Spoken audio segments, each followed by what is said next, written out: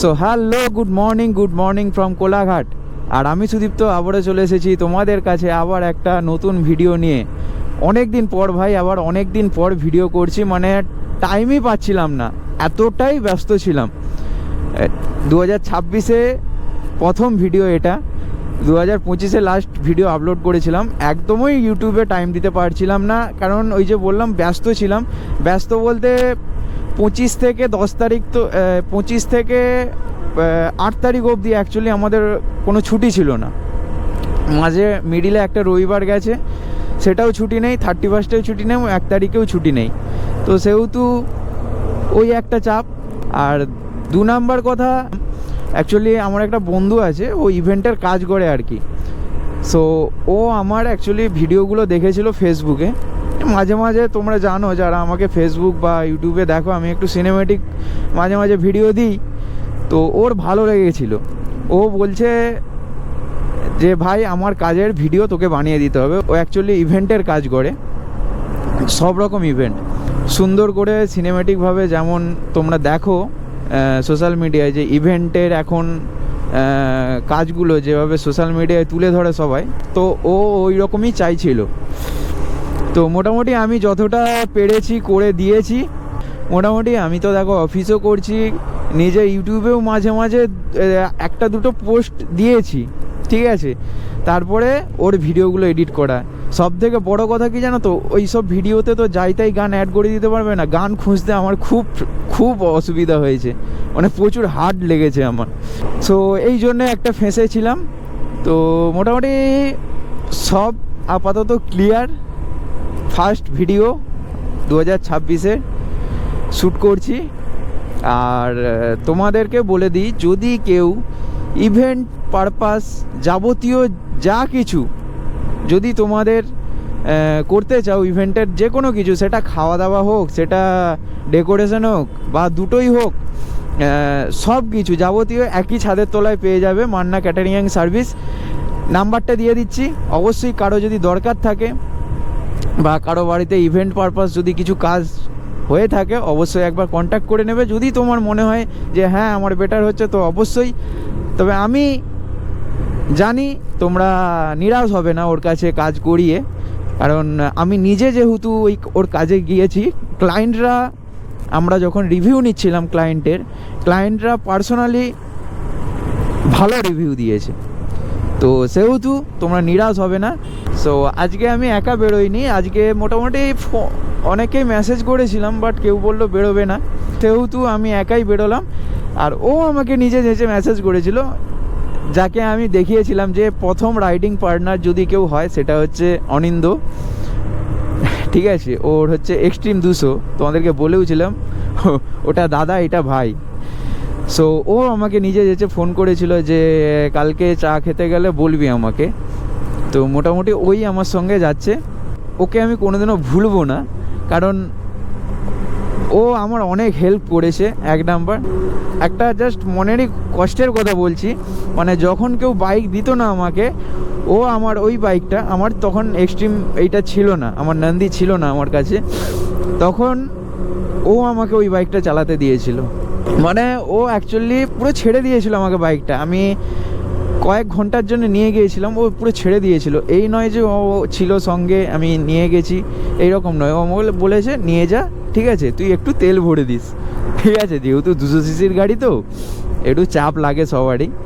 But আমরা আগে সাইকেলে রাইড করতাম, এই যে এখন যেই রাইডটা বাইকে করছি, আগে সাইকেলে করে ও আর আমি, হেন কোনো জায়গা নেই যে আমরা যাইনি, মানে যতটা আয়ত্তের মধ্যে আমরা পেরেছি।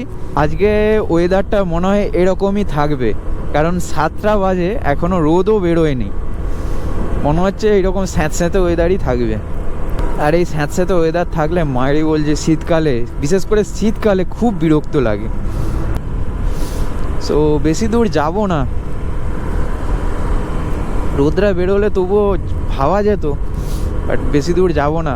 ম্যাচোগ্রাম তো চলেই এলাম, ম্যাচোগ্রাম ব্রিজের নিচে দিয়ে যেই দোকানটায় আমি চা খাই, একটু চা খাবো আর একটু টানা যাক। চলো ভাই, 2 সপ্তাহ পরে বাইকটা চালাচ্ছি, 2 সপ্তাহ পরে। Check the speeds, 104। একবার 115 তুলেছিলাম সত্যি বলতে। একটা ভিডিওতে হয়তো আমি বলেছিলাম, বাট দেখানো হয়নি কারণ তখন আমার ক্যামেরা ছিল না।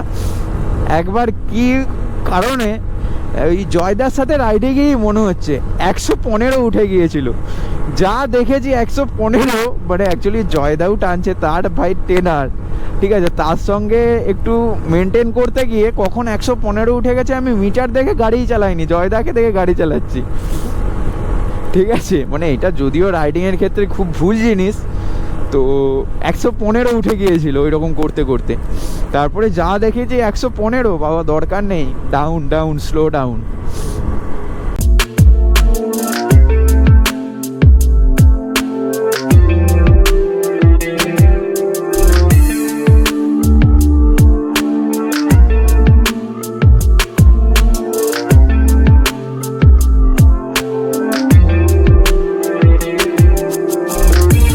অ্যাকচুয়ালি আজকে ঠান্ডাটা কম আছে, বাট হাতে খুব ঠান্ডা লাগছে বাইক চালাতে। হ্যান্ড গ্লাভস পরে আছি তবুও ঠান্ডাটা লাগছে। বিশেষ করে আমার ডান হাতে খুব কষ্ট হচ্ছে বাইক চালাতে। আমি তো এই আঙুলটা, বিশেষ এই আঙুলটা, এই আঙুলটা কাল থেকে খুব ব্যথা করছে। মানে কালকে অ্যাকচুয়ালি আঙুলটায় একটা নখ তুলে দিয়েছিলাম, তো তারপরে কালকে জল ঘাঁটা হয়েছিল, পুরো আঙুলটা টোল হয়ে ফুলে গিয়েছিল। মানে সে যন্ত্রণা হচ্ছে খালি, সারা রাত ঘুমোতে পারিনি আমি। তো তোমাদেরকে এই আঙুলটার কথা বলছিলাম, দেখছো ফুলে গেছে কেমন, এখনও ফুলে আছে, লাল হয়ে গেছে। সো আমার সেই পার্মানেন্ট চা দোকান এসে গেছি, সামনে অরিন্দম ভাই। সূর্যটা ঠিক চাপা পড়ে গেছে, ওই জন্যই রোদটা বেরোয়নি, বাট ওয়েদার কিন্তু পরিষ্কার, নীল আকাশ। সো চলো একটু চা খাই, একটু গাটা গরম করি, তারপরে দেখছি কোথায় যাওয়া যায়।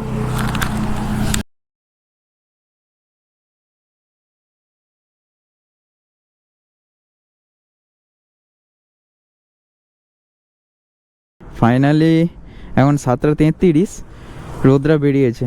অ্যাকচুয়ালি ডায়ালটা একটু ফাস্ট আছে, আর যেটা ডিজিটালি দেখাচ্ছে 7:34, এটা পারফেক্ট টাইম। তো 7:30টার সময় পাক্কা দেখলাম রোদরা বেরিয়েছে।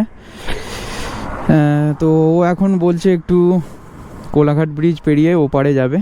চলো যাওয়াই যাক, রবিবার একটু ঘুরেই নেই।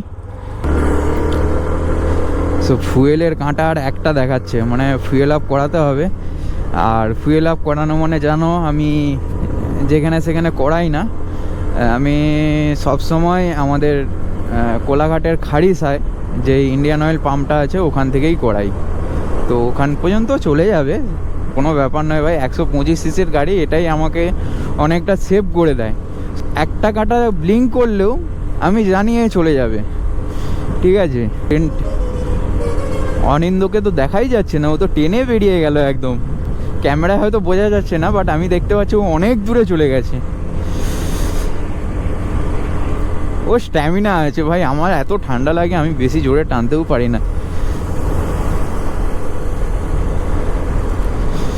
উফ, কাঁপুনি দিচ্ছে এতটাই যে আমি হ্যান্ডেল ঠিক মতো স্টেবল করতে পারছি না। তো লাইফে এই একটা আমার দুঃখ রয়ে যাবে যে সানগ্লাস পরা, মানে যে স্বপ্নটা, যেই মানে আমার বন্ধুদের মধ্যে সবাই দামি দামি মানে স্টাইলিশ সানগ্লাস পরে, এই জিনিসটাকে হয়তো আমি কোনো দিনই রিমুভ করতে পারবো না। সেহেতু সানগ্লাস পরার স্বপ্নটা স্বপ্নই রয়ে যাবে।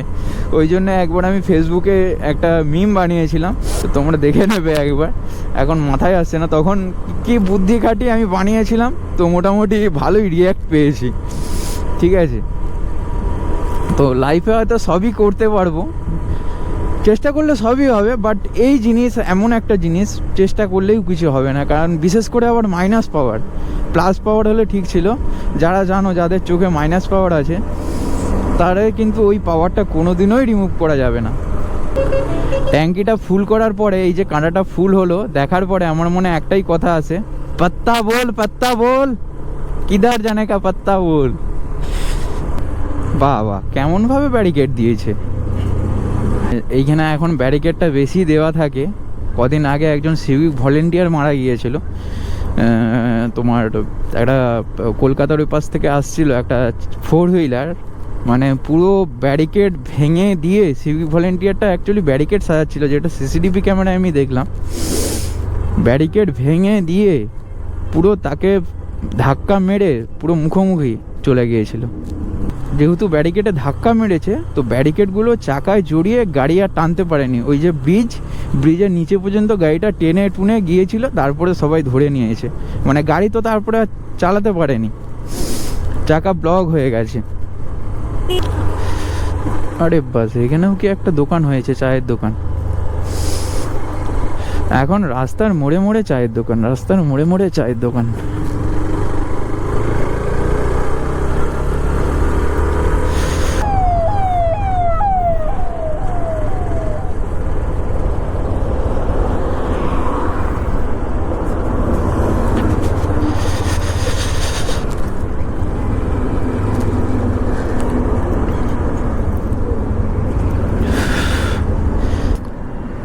তো এখানে একটু চা খাবো, তারপরে সোজা বাড়ির দিকে চলে যাব।